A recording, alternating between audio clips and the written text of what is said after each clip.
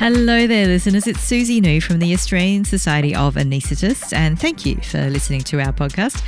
This is episode 75 of the Australian Anaesthesia podcast, and it's where we talk about all things relevant to anaesthesia in Australia.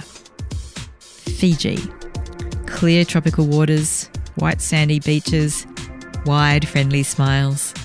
Is that what came to your mind when I said Fiji? Well, in this episode, we visit Fiji not as tourists, but through the experiences of Dr Moira Rush, who was based there for 3 months as the Australian Society of Anaesthetists Pacific Fellow. The Australian Society of Anaesthetists has been involved in the training of anaesthetists in Fiji and the Pacific since the early 1980s. That's 40 years. And one of the ways that the ASA supports training there is through our various fellowship positions.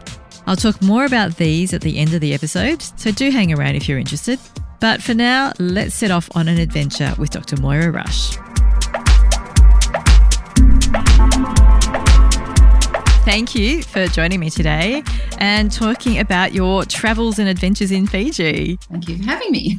That's all right. So I just want to go back and I know you've done so much developing country work over the years, but I really want to focus today on your Pacific Fellowship. Yes. So you just recently spent 3 months in Fiji at the end of 2022.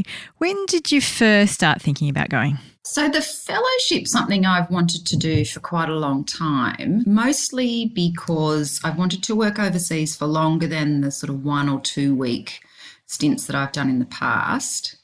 But anything longer than that probably wasn't ever going to fit in with work and family. But prior to the pandemic, it looked like it was going to work both from a personal and a work point of view. And so I contacted Justin to see whether I would even be an appropriate candidate to apply because, as you're aware, I'm not a fellow and haven't been a fellow for quite a long time. I sat my exams in 2007, my anaesthetic exams. As people might not know, Justin is Justin Burke, who is the person who oversees the Pacific Fellowship for ODEC. That's right. And I also have a pain fellowship, and I sat that exam in 2014.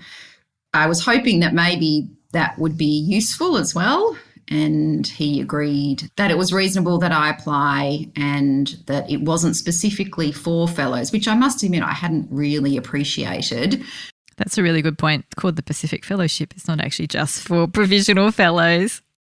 Yes, as he pointed out, you didn't have to just be in your fellow year, although traditionally that is who applies.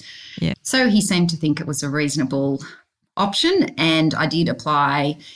But as everybody knows, the world shut down at the beginning of 2020 and there were no fellows in 2020 or 2021. So you applied before the pandemic?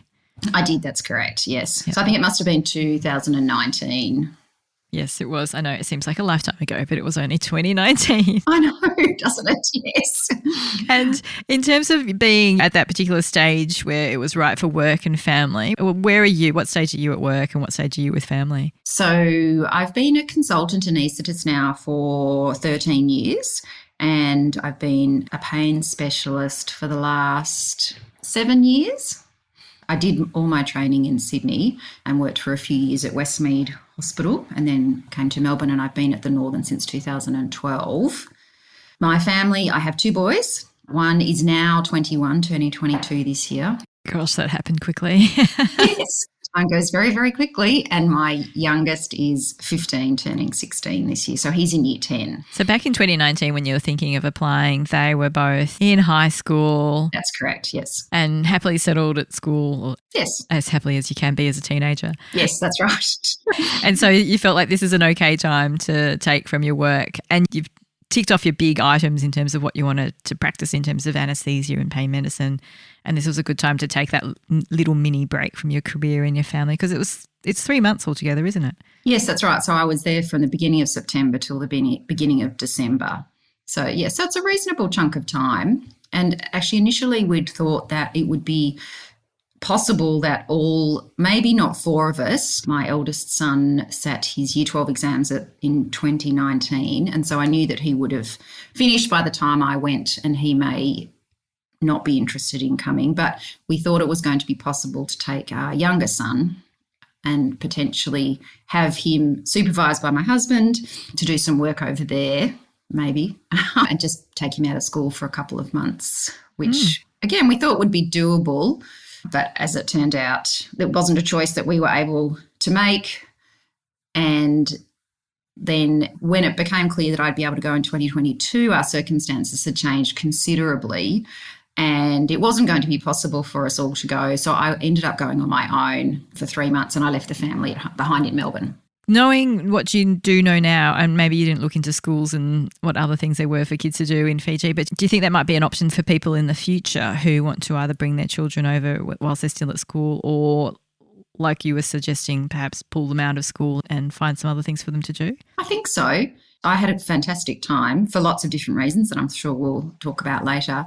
I think that both children, or even just if one had have come, and my husband would have got a lot out of the experience as well. And my husband was really keen, but as I say, there were other circumstances around his work that meant that by 2022 it wasn't possible for him to take the 3 months off. So yes, I think given the right circumstances, it would be an amazing opportunity to take older children. I know that a lot of people take their younger children and spend the 3 months with their families, but I still think it would be possible to take older children as well. So when did you get the go-ahead to go to Fiji? It was close to the beginning of 2022.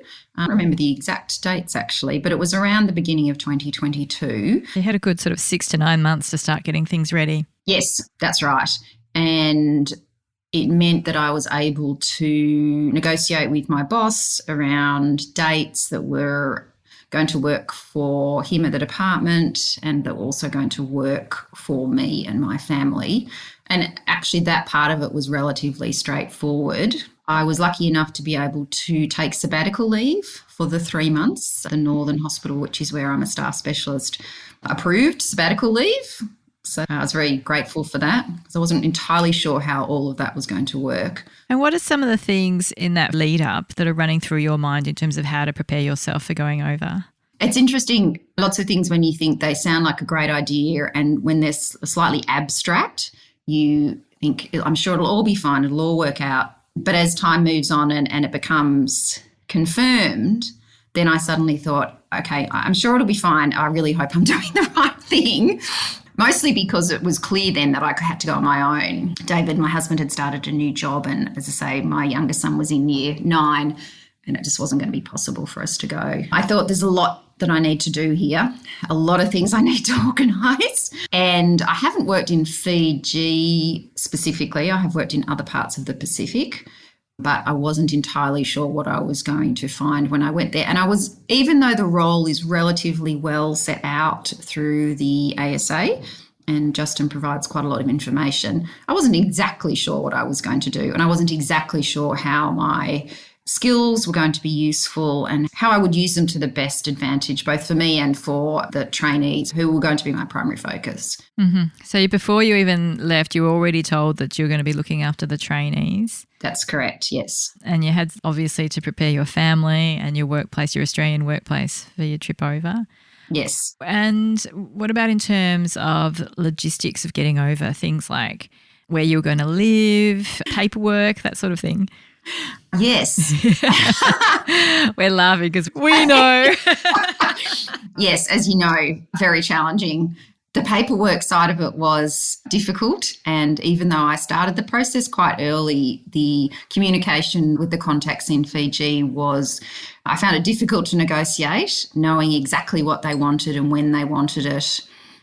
That proved to be quite difficult. And as it turned out, I got my work visa only very close to when I left Australia, which was quite stressful because obviously I needed a visa to get into the country. And my registration didn't come through until a week and a half after I arrived. That's common. That has not changed in 10, 15 years. No, that's correct. It hasn't changed. And I suppose this is the first time when I've been away previously, I've been very lucky in that someone else has taken care of all of that. So this is the first time I've had to really go through the process myself. And it was very difficult, but we got there in the end. And I had lots of help from Meg Walmsley, who's currently working in Fiji at the Colonial War Memorial Hospital in Suva. So having her as a contact was invaluable. I bet. Things like accommodation, I wasn't able to arrange anything before I left, so I organised some temporary accommodation and in the end sort that out once I was there,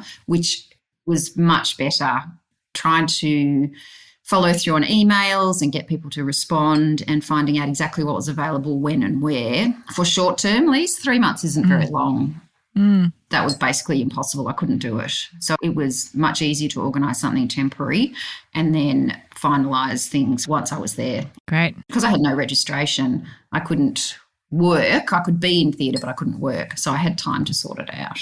Yeah, okay, that's good. And in terms of temporary accommodation, you're talking hotels and things like that?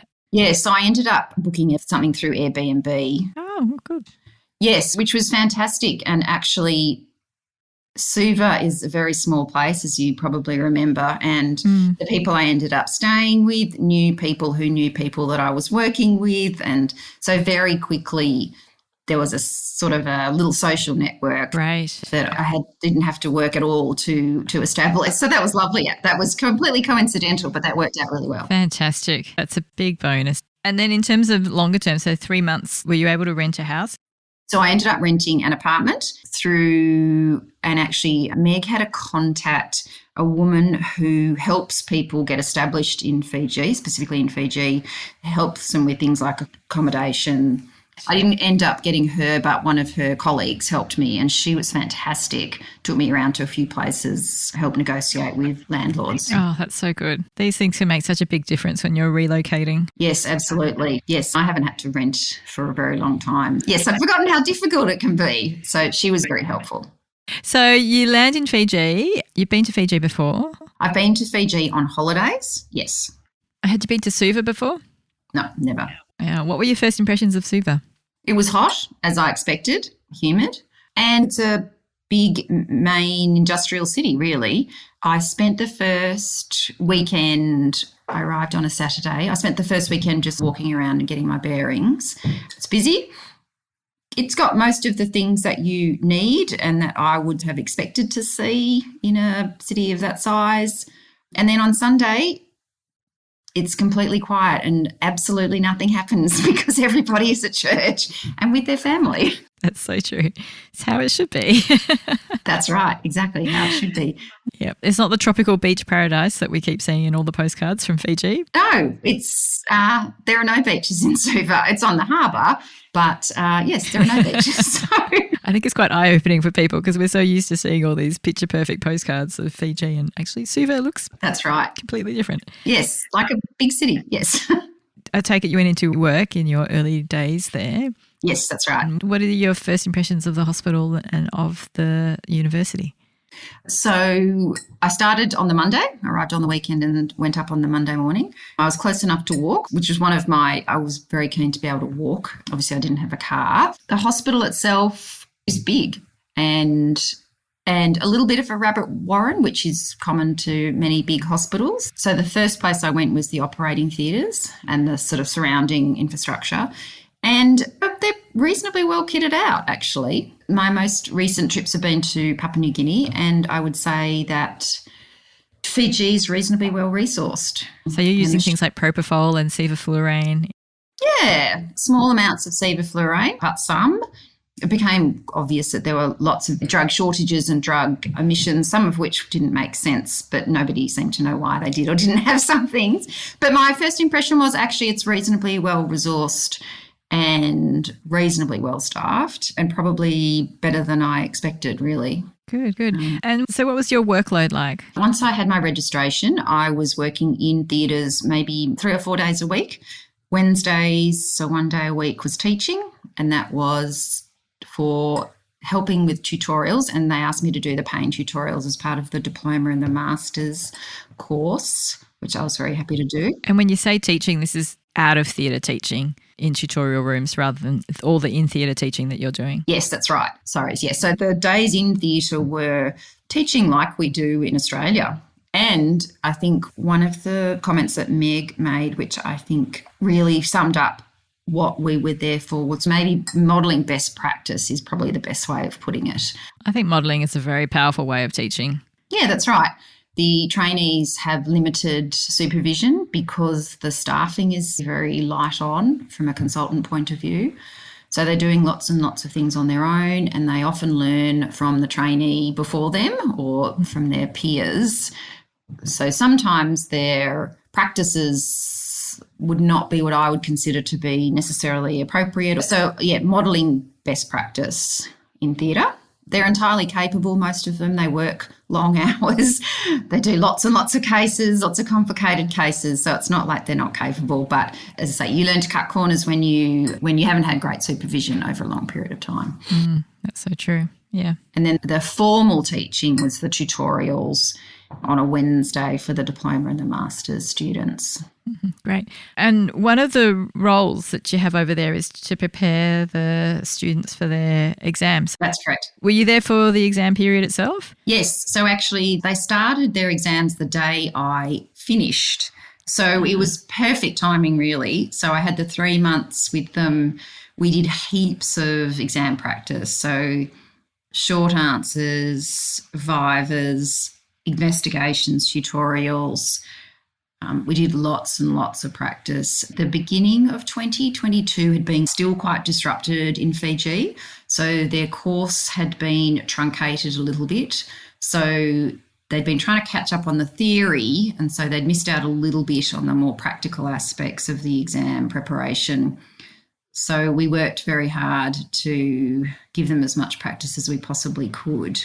And I sat the exams a long time ago, so I had to go back and relearn quite a few things up. So that was good for me. I think most of us would. Well, yes. So things that are buried deep in there somewhere. So, we did heaps, and that really ramped up and sort of weeks before the exams. So, I really enjoyed that aspect of it, actually. It was really enjoyable. It's good. It's good to have that little refresher. Yes, that's right, exactly.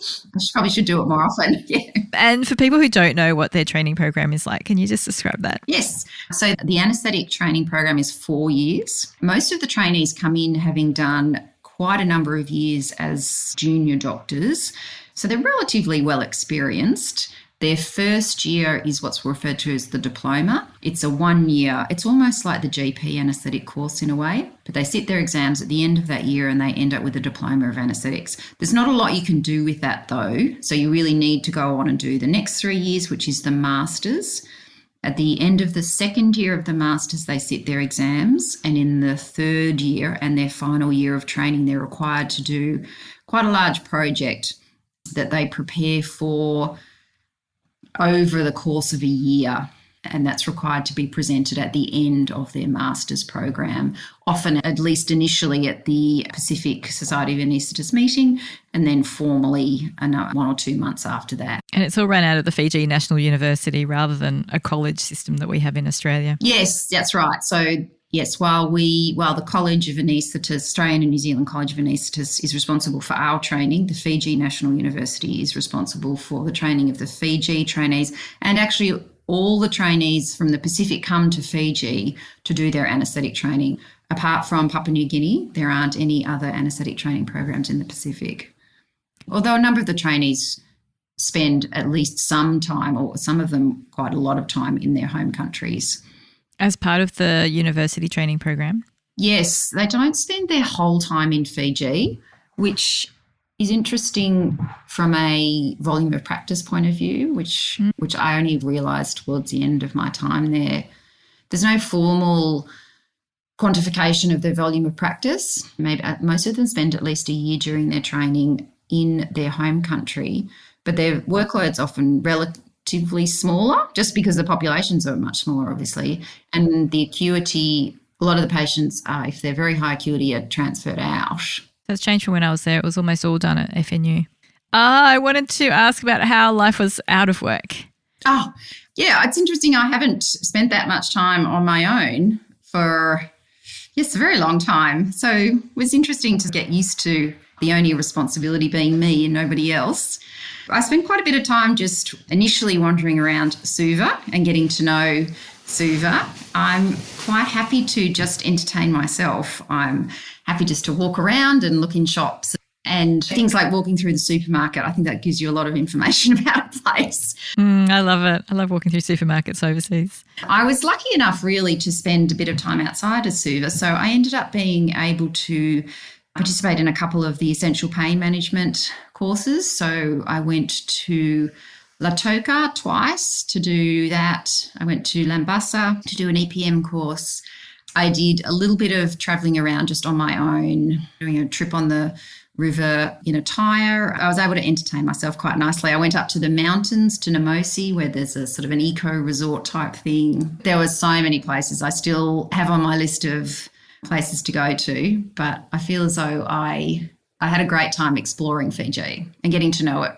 Good. Did you have to do much in the way of after hours work? Yeah, so I didn't participate in the on-call roster at all. And I was quiet about that initially, and I know Meg doesn't participate in the on-call roster. I didn't live that close. I suppose I could have stayed at the hospital, but actually in the end I was quite glad that I didn't.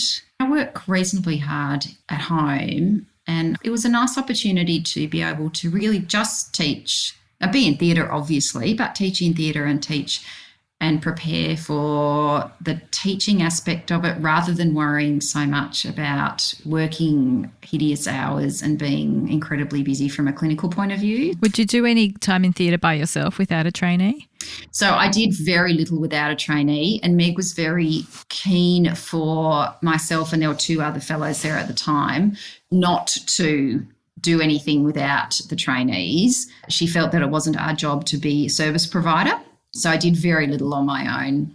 I think that's been a long-standing ethos of having our involvement there. Yeah. I mean, I would have been happy to, because, oh my gosh, it's so busy and so understaffed, and that wasn't what I was there for. I wasn't an employee of the Colonial War Memorial Hospital, so my role was really quite separate from that. But, yeah, I did feel very bad for them on many occasions because it's very busy.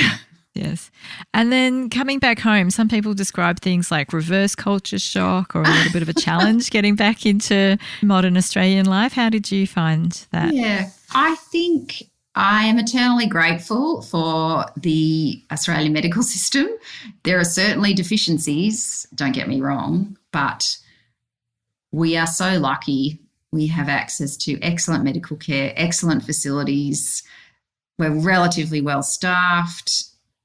Yeah, makes you incredibly appreciative for what we have, which I think is one of the fantastic things about going overseas.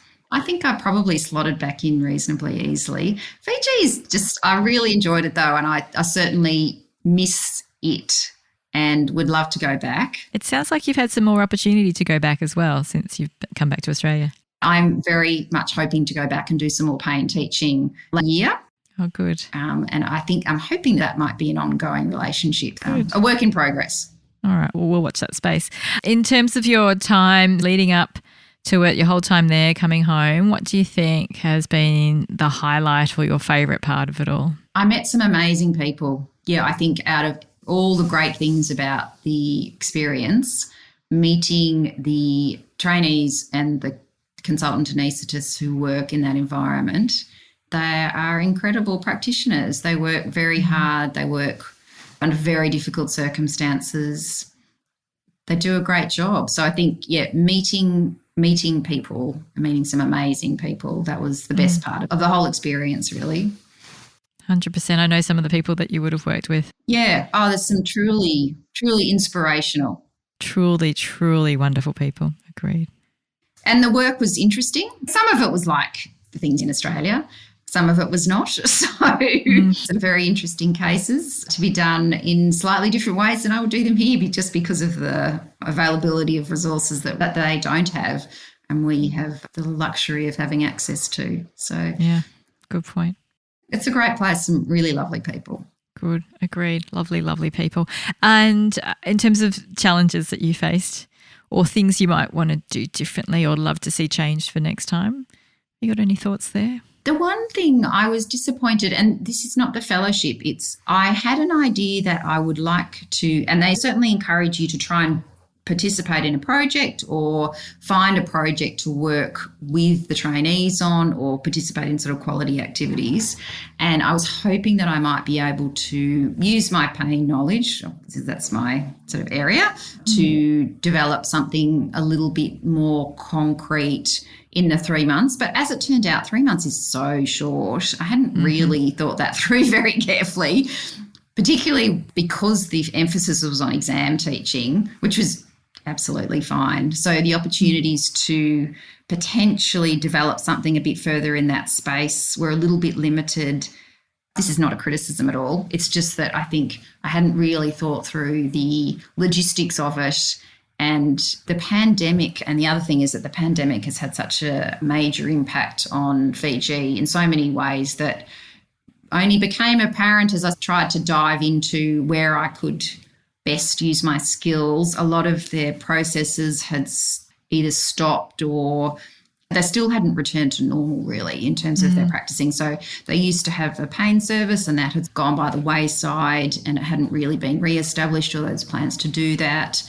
They was focusing on getting back into some sort of normality. And so some of the extra bits that are nice additions, they're not essential, but they're nice additions, they just hadn't had time to focus on. Perhaps, I don't know how you do it, but perhaps having just a bit of a better idea about what the current projects or the current areas of need are in the department, and then maybe you could start thinking about it a little bit before you went, and then maybe hooking up with the main people involved in that particular project and getting something done within that time frame. But 3 months is very short.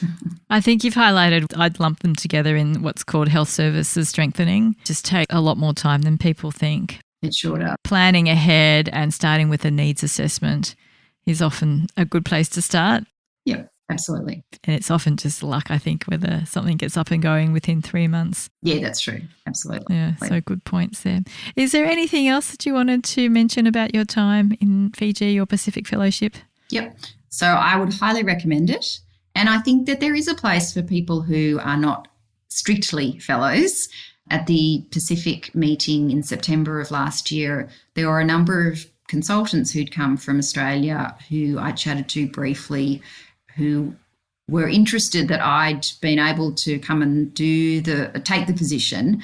And so maybe there'll be more applications from people who are a little bit more experienced.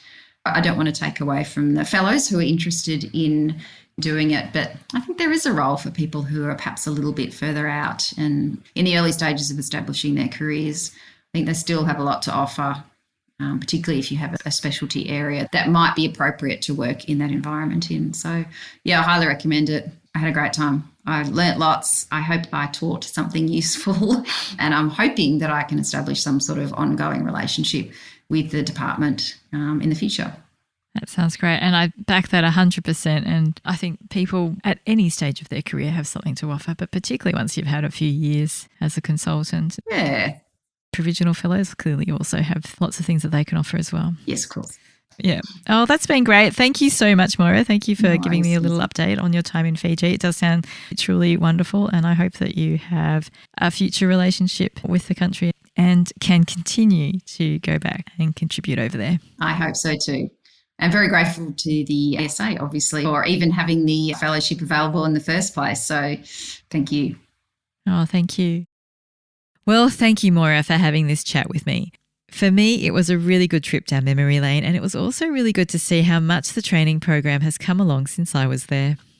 If you want to hear more about Moira's experience as well as see some pictures from her time in Fiji, then I can direct you to the June 2023 edition of Australian Anaesthetist. That's our coffee table style magazine, and it's just come out. So Australian Society of Anaesthetists members, you should receive a copy of it in your mailbox, unless of course you've opted to go green, in which case you can download the electronic copy. Non-members, you can also request a digital copy. The theme for this edition is pain, and as usual, it's a bumper edition with some really interesting articles. As I mentioned at the start, the ASA has a number of fellowship positions for provisional fellows as well as, and importantly, specialist anaesthetists, you're never too experienced, who are interested in volunteering in the region. There are 3-month scholarships to Fiji and Timor-Leste, as well as a whole stack of other opportunities in places like the Solomons, Myanmar, Laos, and so on. The full details are available for members of the Australian Society of Anaesthetists. You do need to log on, and it's because you need to be an ASA member in order to apply. The positions on offer do change over time, so I do encourage you to check in on that global health page to get the most up-to-date information, or even more exciting, to express interest in a global health position. Of course, I'll put links to all the relevant web pages in the show notes. While we're discussing global health, I want to mention a huge congratulations to Dr. Mandy Barrick, who has been one of our long-serving Overseas Development and Education Committee members. Dr. Barrick was recently awarded the Robert Orton Medal, which is the highest honour awarded by the Australian and New Zealand College of Anaesthetists. So congratulations, Mandy. She's also the only Australian recipient of the Mongolian Order of the Polar Star, which means that she joins the ranks of people like Barack Obama in terms of being an international civilian recipient of that award. If you want to hear more about Dr. Barrick's work in Mongolia, then I can recommend episode 50 of this podcast. That's episode 50, which you can find in your podcast library or on the ASA website. All right, I might leave you now to ponder what life might be like if you did move to somewhere like Fiji. Until next time, I hope you're going safe and well wherever your travels might take you. Thank you for listening to the Australian Anaesthesia podcast, which can be found on all the major podcast hosting platforms, as well as YouTube. This podcast is produced by the Australian Society of Anaesthetists and hosted by Dr. Susie New, with music created by Dr. Mark Seuss. The ASA was formed in 1934, and our vision is for every anaesthetist in Australia to be at their best, providing the highest quality anaesthesia and perioperative care through excellent technical and non-technical skills. We also hope that this means that you are functioning at your best when you're away from work. In this podcast, we have conversations that seek to inform, challenge, and inspire you to keep you performing at your best. Members of the ASA can access full versions of all episodes by logging into the ASA website at asa.org.au. If you are listening on your favourite podcast app, then make sure you look at the episode notes for the direct link to the podcast on the ASA website. Also, feel free to follow or subscribe so that you can receive the latest episodes as we do publish regularly. If you have any questions or feedback, please feel free to email us on podcast@asa.org.au. Thank you for your time, and we hope you enjoyed listening.